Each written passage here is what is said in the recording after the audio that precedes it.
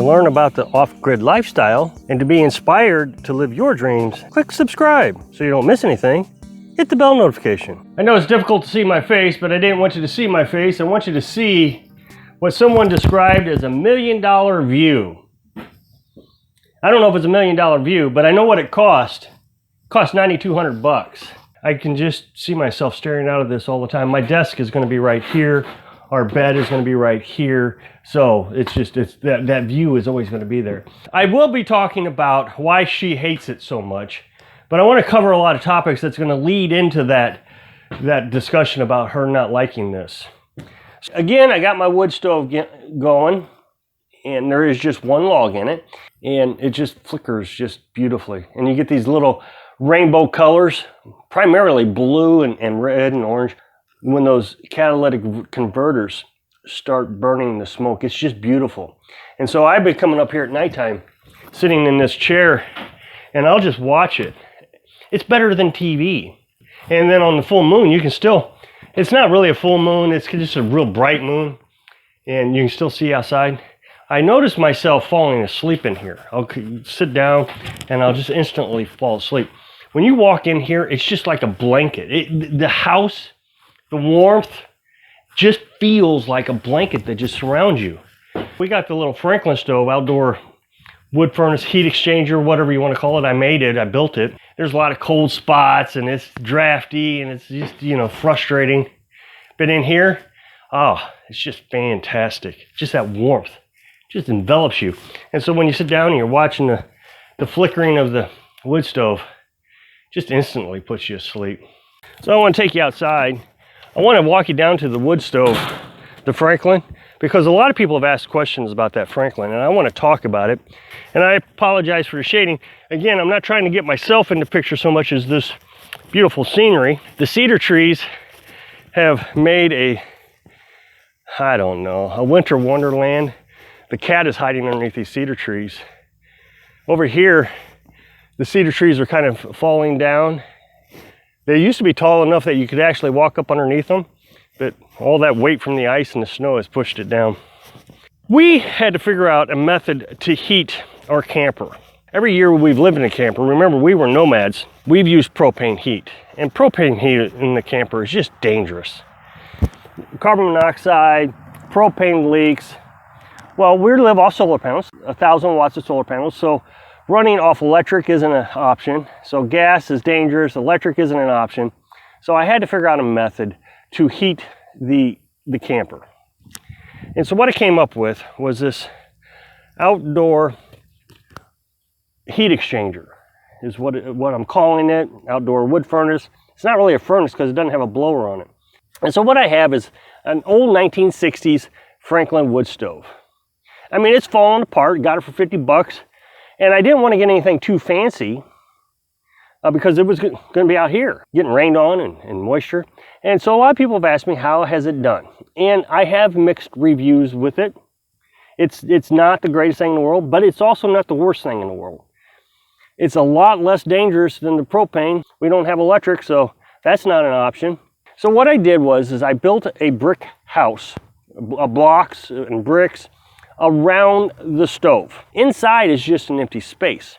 So when you open the door, you throw your wood in, it has a fire in here, and it heats up inside the brick house.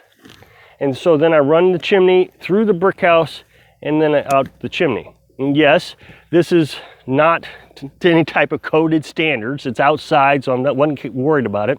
Now I want to show you something. So it snowed, right? Except right there. The only thing I can imagine is that I can feel heat coming off of it, is that way over here, as it was snowing, the heat was melting the snow before it hit the ground. So, I mean, it's producing a lot of heat that's being wasted. So now, the heat comes up out of the concrete box here, or the wood blocks, or whatever you want to call it, into a piece of ventilation. And yes, it's ugly. It wasn't supposed to be fancy, it was supposed to be functional.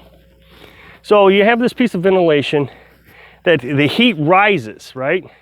It rises up, trying not to trip over the snow and the wood, and then it goes right into the camper. Now on the other side of that wall there, I have a little fan that I run, and it just kind of blows that hot air. You wouldn't need the fan. It will rise up in there. Problem is all that heat sits right up there at this little corner here. It has kept us warm. It's done a good job. I don't know, it's not perfect, but it did work. Now, the biggest problem with this is the amount of firewood it uses. It just chews through the firewood. Several reasons why. One, because I'm wasting all this heat. I go up there in that little wood stove, I put one log in, all the heat is inside the house, every bit of it. But like I just showed you, I'm heating way out here. So the only heat I'm really grabbing is probably right up here at the top.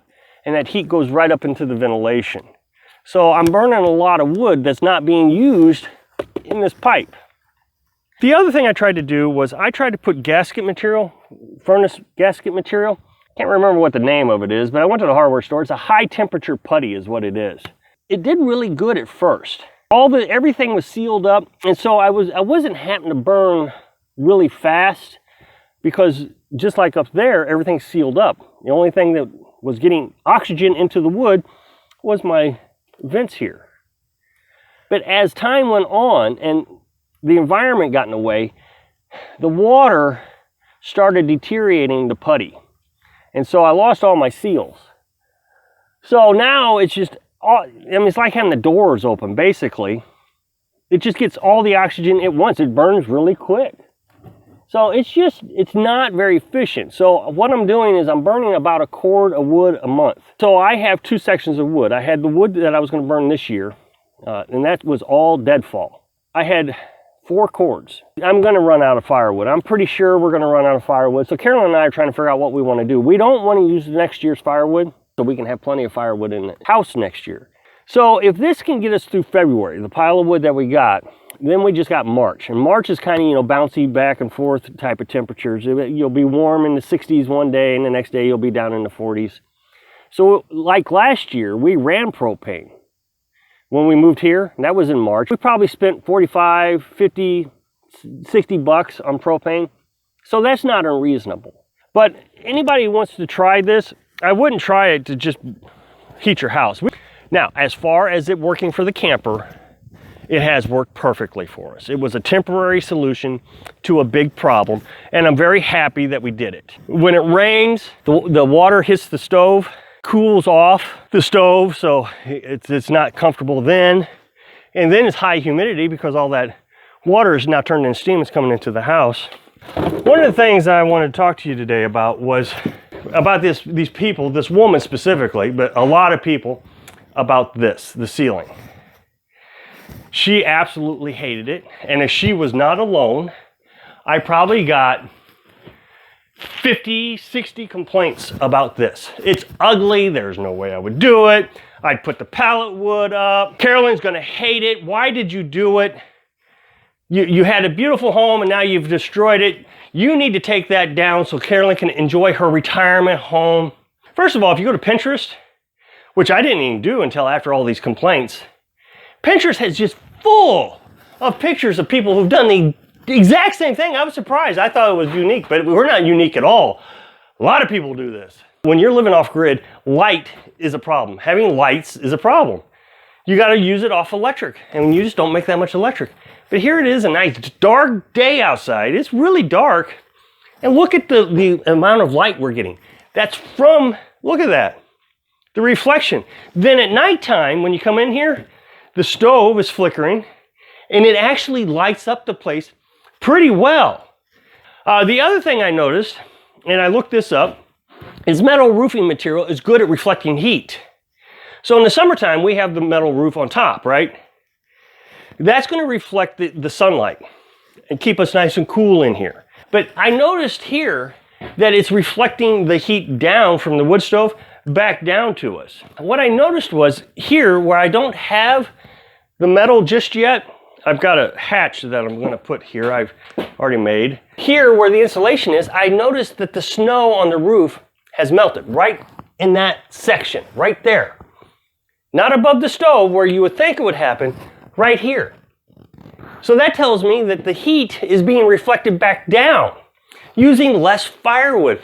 So when you come up here and you touch this thing, it's warm to the touch. It's just, it's like a warm bath or a blanket or electric blanket. It's just amazing how much that has controlled things. I don't think I have it in me to tell someone I don't like something that they've done, that they built, that they own. People send me pictures of their cabins. And some of them I thought, man, I would never do that. But I respect the idea of what they have accomplished. And even though I wouldn't do it personally, I always reply back, man, that is absolutely beautiful. You're not lying. You are understanding the beauty that they see in it. And so you should try to enjoy their happiness, because that's what I'm trying to provide to you. My happiness, so you can come up with ideas to find your own happiness. I hope I can inspire you to find your happiness. Thanks for watching.